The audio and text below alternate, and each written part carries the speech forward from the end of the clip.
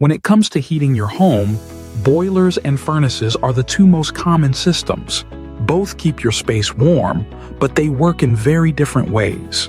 Understanding these differences can help you make smarter choices for comfort and efficiency. Boilers heat water to create warmth. The hot water or steam travels through pipes to radiators or underfloor systems, spreading even, consistent heat.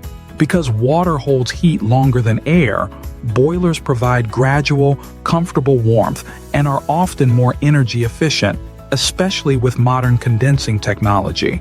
Furnaces heat air and push it through ducts using forced air heating. They can quickly warm up a home, making them ideal for places with changing temperatures.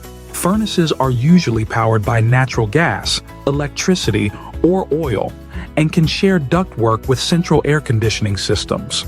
The best system depends on your climate, home setup, and preferences. Boilers are great for steady warmth in cold climates, while furnaces offer fast heating for milder regions. Installation costs and energy efficiency also play important roles in your decision. Boilers need less frequent maintenance, but should be checked for leaks and pressure. Furnaces require regular filter changes and duct cleaning. Always ensure proper ventilation and install carbon monoxide detectors for safety.